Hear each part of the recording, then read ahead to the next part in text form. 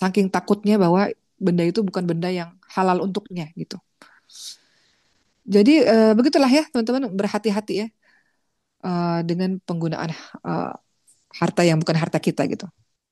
Atau anak-anak Uma nasihatin Uma, jangan marah-marah. Kan Uma bisa bicaranya baik-baik gitu.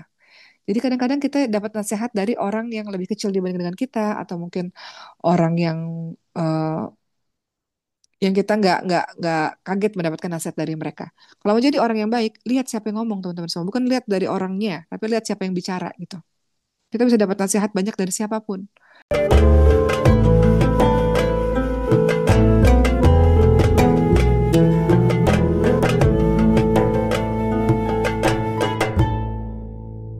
Umurmu untuk apa engkau habiskan? Ilmunya, engkau kan punya ilmu, engkau kan sekolah.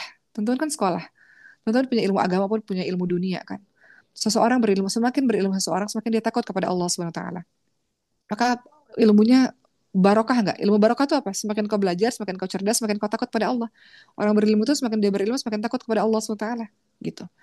Kemudian hartanya. Hartanya hati-hati. Uma kemarin pergi ke satu negara, eh dan ini hal simple ya, hal simple yang nggak semua orang lakuin gitu. Kita beli, ini cerita sederhana, kita beli gantungan kunci teman-teman semua dengan harga yang sangat murah. Terus kata pedagangnya, ambil aja nih, ambil aja banyak-banyak. Akhirnya teman-teman satu travel itu bawa banyak, ambil banyak ini gantungan kunci. Sudahlah kita semua di bis. Terus tiba-tiba dia bilang gini, bis jangan jalan dulu ya gitu. Kenapa Bu gitu? Saya mau ngembaliin satu gantungan kunci. Padahal jalannya jauh banget dari bus ke tempat belanja itu jauh gitu. Saya mau ngembaliin ini, tolong tunggu sebentar ya, tolong ya gitu. Satu gantungan kunci yang harganya murah meriah itu, ketakutan beliau itu. Karena mengambil yang bukan haknya teman-teman semua. Jadi beliau bilang, "Tuh, saya mau balikin dulu bentar ya, bentar gitu. Lari beliau tuh untuk kembaliin satu gantungan kunci itu. Saking takutnya bahwa benda itu bukan benda yang halal untuknya gitu. Jadi begitulah ya teman-teman, berhati-hati ya dengan penggunaan eh, harta yang bukan harta kita gitu. Termasuk tadi pertanyaannya adalah dari mana hartanya yang kau peroleh dan kemana kau belanjakan dan tubuhnya untuk apa kau pakai gitu. Jadi intinya teman-teman semua yang Uma ingin sampaikan adalah sungguh setiap orang akan mempertanggungjawabkan apa yang telah Allah berikan. Dan manusia akan menyesali apa-apa yang dia lakukan selama di dunia. Nanti di hari akhir Allah kasih lihat nih, jam segini detik ini kau melakukan itu nih. Jam segini detik ini di tempat ini kau melakukan ini gitu. Teman-teman lihat surah Al-Fajr ayat 21 sampai 24. Ayat 21 sampai 24. A'udzubillahi minasyaitonirrajim. Kalla idza dukkatil ardu dakkan dakka. Ya kan? Wajah rabbuka wal malaku sofang sofa. Waji ayauma idim bijahannam. Yauma idhi yatadakkarul insanu wa anna lahu dzikra. Yaqulu ya laitani qaddamtu li hayati. Al-Fajr 21-22. Sekali-kali tidak apabila bumi diguncangkan berturut-turut, apabila bumi dibenturkan dan datanglah Tuhanmu dan malaikat berbaris-baris dan pada hari itu diperlihatkan neraka jahanam, pada hari itu sadarlah manusia tetapi tidak lagi berguna baginya. Dia berkata, alangkah baiknya sekiranya dahulu aku mengerjakan kebaikan untuk hidupku ini. Dia menyesal dan mengatakan, ya Allah, seandainya di dunia kemarin, ya Allah, aku lakukan kebaikan-kebaikan, ya Allah, gitu. Ya, jadi Ibnu Katsir rahimahullah menerangkan ayat ini bahwa gak cuma orang kafir aja atau orang non-muslim aja yang mengatakan hal begitu. Sama orang muslim juga. Pada saat itu mereka menyesali, kenapa saat itu saya melakukan itu? Kenapa pada saat itu saya tergoda untuk melakukannya? Gitu teman-teman semua. Jadi, Uma nasihat untuk diri Uma sendiri, ukir, ukir cerita hidupmu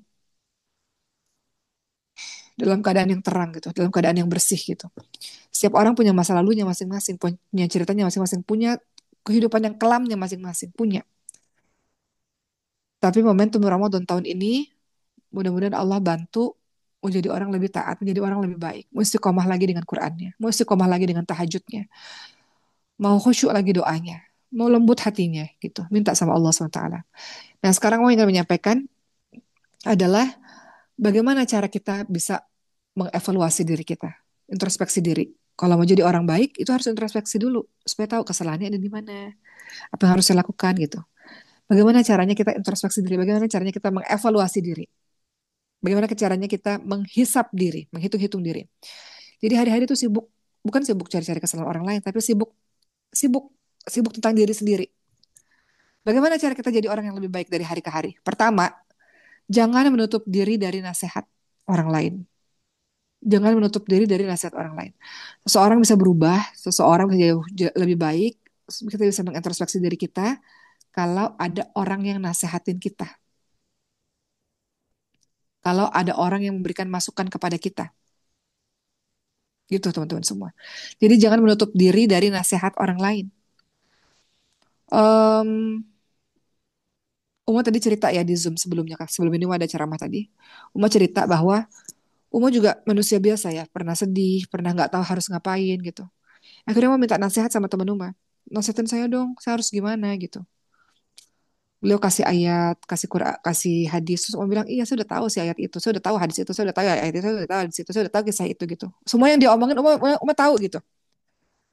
Sampai akhirnya dia bilang, oke, coba aja puasa. Jadi di antara 3 jam ngobrol, ketika dia bilang coba aja puasa. Nah itu menurut Uma nasihat terdahsyat yang Uma dapatkan gitu. Puasa melatih jiwa kita lebih tenang. Puasa membuat kita nggak mau marah-marah. Puasa kita membuat kita ridho akan takdir Allah. Puasa membuat kita jadi nggak mau melakukan maksiat. Puasa membuat kita lebih khusyuk. Puasa. Jadi akhirnya nasihat yang itu akhirnya sangat berharga dalam kehidupan umat. Jadi kalau kita mau jadi orang yang lebih baik teman-teman semua, jangan menutup diri dari nasihat orang lain. Jangan menutup diri dari saran-saran orang lain, bahkan dari orang yang lebih kecil dibanding dengan kita. Uma sering dinasehatin sama anak Uma Ibrahim ya. Uma, Uma ini kalau lagi tidur, mau tidur, baca doa dulu gitu. Kadang-kadang Uma tidur langsung langsung tidur aja gitu. Kan udah diingetin, Rasulullah udah ngasih tahu sebelum tidur itu baca dulu selain Al-Fatihah, kurang waktu berapa nas, kurang waktu berapa kurang waktu berapa Allahu ahad gitu. Baca trikul gitu. Baca ayat kursi, kemudian ditiupkan diusap ke seluruh tubuh. Itu anak-anak yang nasehatin teman-teman semua. Atau anak-anak Uma nasehatin Uma, jangan marah-marah. Kan Uma bisa bicaranya baik-baik gitu. Jadi kadang-kadang kita dapat nasihat dari orang yang lebih kecil dibanding dengan kita, atau mungkin orang eh, yang kita nggak kaget mendapatkan nasihat dari mereka. Kalau mau jadi orang yang baik, lihat siapa yang ngomong teman-teman semua. Bukan lihat dari orangnya, tapi lihat siapa yang bicara gitu. Kita bisa dapat nasihat banyak dari siapapun. Gitu ya. Jadi kalau mau jadi orang yang baik, tidak menutup diri dari nasihat-nasihat orang lain. Sama seperti Sayyidina Abu Bakar dengan Umar bin Khattab radhiyallahu anhu. Umar bin Khattab itu memiliki kedudukan yang tinggi ya. Tapi pada saat itu Sayyidina Umar bin Khattab itu suka untuk memberikan masukan demi masukan. Ya, beberapa kali Sayyidina Abu Bakar menolak usulan-usulan Sayyidina Umar bin Khattab. Namun Sayyidina Umar bin Khattab terus memberikan masukan, nasihat dan sebagainya. Pada akhirnya Sayyidina Abu Bakar mengatakan, Umar senantiasa membujukku untuk mengevaluasi pendapatku dalam permasalahan hingga Allah melapangkan hatiku. Dan aku pun berpendapat bersama-sama dengan Umar, sama dengan Sayyidina Umar. Hadis surat Bukhari. Jadi mudah terima nasihat teman-teman semua. Dari orang tuamu, dari gurumu, dari teman-temanmu, bahkan dari orang yang gak engkau expect. Kadang-kadang mereka memberikan nasihat gitu. Kadang-kadang dari musuhmu, dari orang yang benci kepadamu. Jadi kita bersyukur kita punya haters. Kalau teman-teman punya haters, bersyukur. Karena haters itu adalah orang yang sangat peduli kepadamu. Dia mengkoreksi kan setiap apa yang terjadi pada dirimu. Alhamdulillah ada orang yang mengkoreksi kesalahan-kesalahan kita. Padahal dia nggak tahu bahwa kita lebih buruk dari apa yang dia sangkakan. Dosa kita lebih banyak dari apa yang dia sangkakan. Dari apa yang dia katakan tuh dosa kita lebih banyak. Tapi Allah tutup aib. Jadi kalau di antara teman-teman ada yang mengatakan, ada yang nggak suka sama aku, ada yang benci sama aku, ada yang dengki sama aku, ada yang fitnah aku. Alhamdulillah, dia mengkoreksi tindakan-tindakan kita yang mungkin aja memang salah selama bertahun-tahun ini. Berikutnya, kedua, bagaimana cara engkau menjadi orang yang lebih baik? Gak ada cara lain, harus cari teman yang baik, cari teman yang soleh. Cari teman yang soleh, teman-teman semua. Apa kata Rasulullah SAW?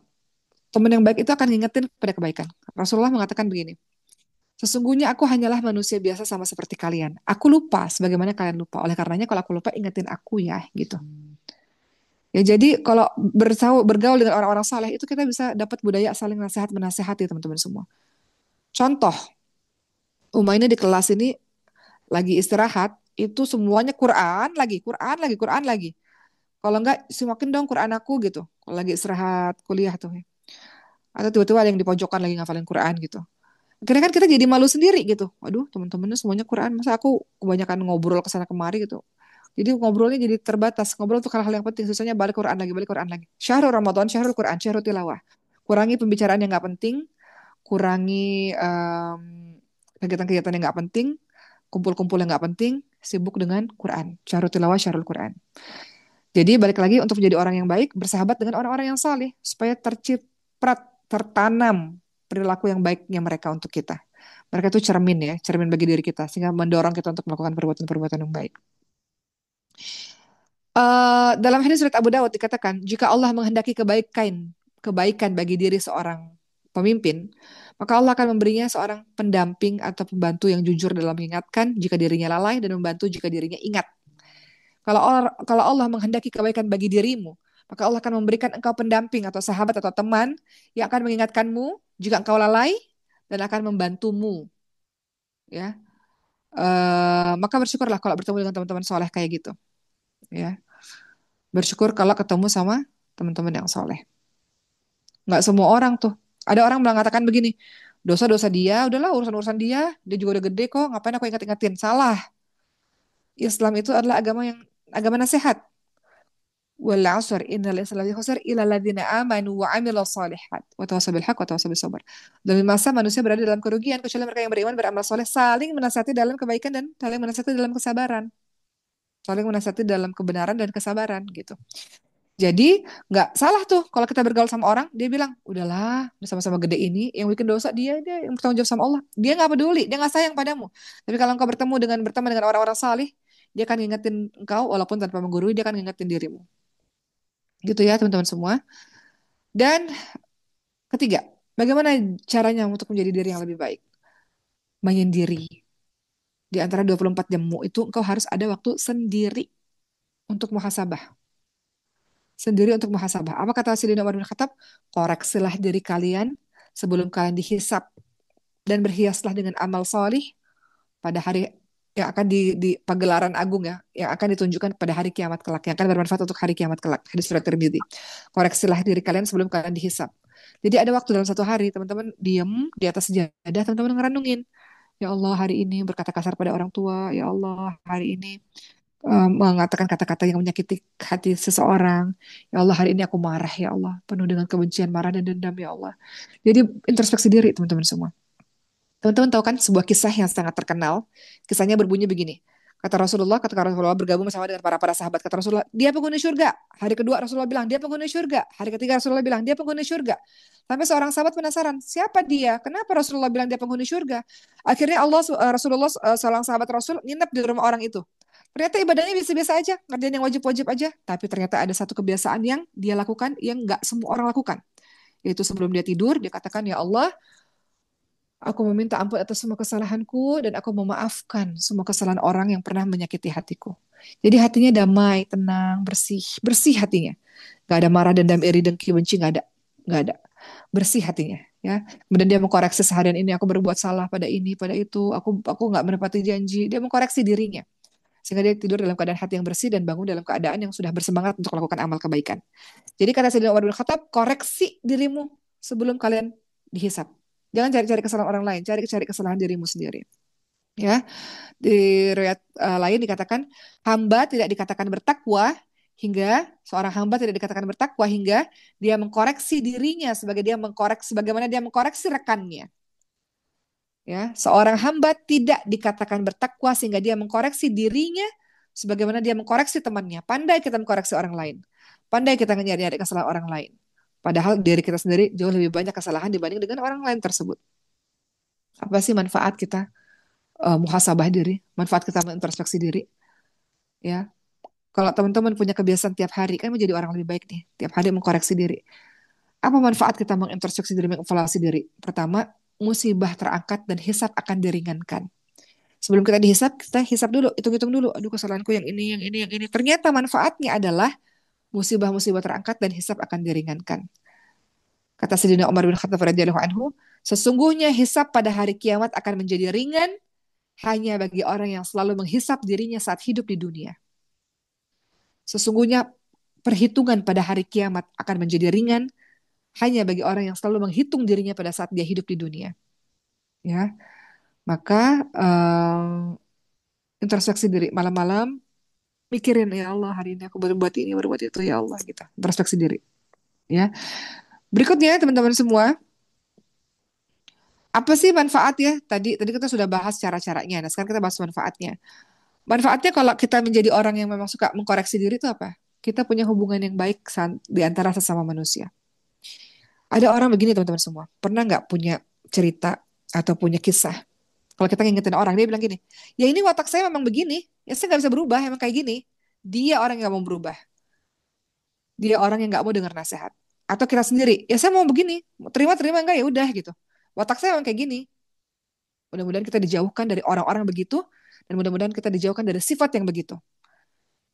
Gak ada keinginan yang mau berubah, teman-teman semua. Padahal kita sudah tahu sama-sama bahwa orang terbaik itu adalah orang yang hari-harinya lebih baik daripada hari-hari sebelumnya. Kalau kita berintrospeksi diri, maka maka kita punya hubungan yang baik antar sesama manusia. Gitu, teman-teman semua. Kita punya hubungan yang baik dengan sesama manusia. Jadi perlu, perlu. Orang-orang yang nasihatin itu perlu. Haters itu perlu dalam kehidupan kita. Orang yang iri dengki, orang yang ngata-ngatain itu perlu. Kadang-kadang kita perlu lisan yang mereka untuk ngingetin kita. Kalau orang-orang yang sayang mungkin ya ada yang ngingetin, ada yang muji-muji gitu. Tapi orang-orang yang ini nih perlu nih. Maka bersyukur kalau teman-teman punya haters. Nabi Muhammad punya haters. Semua orang punya haters. Jadi kalau teman-teman ada yang nggak suka dan dia ngatain macam-macam, alhamdulillah jadi ladang kita untuk introspeksi diri. Mungkin apa yang dia bilang ada benarnya juga yang membuat kita jadi introspeksi diri. Nah, manfaat dari introspeksi diri adalah kita akan punya hubungan yang baik dengan sesama manusia. Ya, dalam hadis riwayat Ahmad dikatakan, sesungguhnya pintu-pintu surga dibuka pada hari Senin dan Kamis. Dan di kedua hari tersebut seluruh hamba diampuni, kecuali mereka yang memiliki permusuhan dengan saudaranya. Maka dikatakan bagi orang yang masih bermusuhan, tangguhkan, tunda ampunan bagi keduanya sampai mereka berdamai. Jadi kadang-kadang kita ini masih bermasalah sama orang ya. Bahkan ini mau Ramadan masih punya masalah sama orang, masih belum maaf-maafan, masih bermusuhan. Kata Allah SWT, tunda ampunan bagi orang-orang ini sampai mereka berdamai. Nah, kita mau momentum Ramadan, syahrul tarbiyah, syahrul pendidikan, kita mau jadi orang yang punya hati yang bersih dan punya hubungan yang baik dengan sesama manusia. Kemudian, kita terbiasa untuk introspeksi diri dalam rangka memperbaiki diri. Kita terbebas dari sifat munafik, sifat nifak. Teman-teman harus meluangkan waktu tiap hari bermuhasabah, introspeksi diri, merenung. Aku tuh ngapain sih selama bertahun-tahun ini? Hari ini tuh aku buat dosa apa sih? Kalau teman-teman lakukan itu, teman-teman terhindar dari sifat nifak, dari sifat yang munafik. Seorang ulama mengatakan, tidaklah diriku membandingkan antara ucapan dan perbuatanku, melainkan aku khawatir jika ternyata diriku adalah salah seorang pendusta. Apa yang aku ucapin gak sesuai dengan apa yang kulakukan. Aku khawatir diriku ini pendusta. Kemudian dikatakan lagi, ulama lain mengatakan, aku menjumpai yang orang soleh berikutnya yang mengatakan, aku menjumpai 30 sahabat Nabi. Mereka semua mengkhawatirkan kemunafikan atas diri mereka. Tidak ada satupun dari mereka yang mengatakan bahwa keimanannya seperti keimanan Jibril atau Mikail. Padahal mereka orang-orang soleh. Tapi tiap hari mereka ketakutan, ya, khawatir diri mereka munafik. Kumpul sama orang-orang soleh, tapi di waktu bersamaan nanti dalam kesendirian buat dosa. Khawatir menjadi orang-orang yang munafik.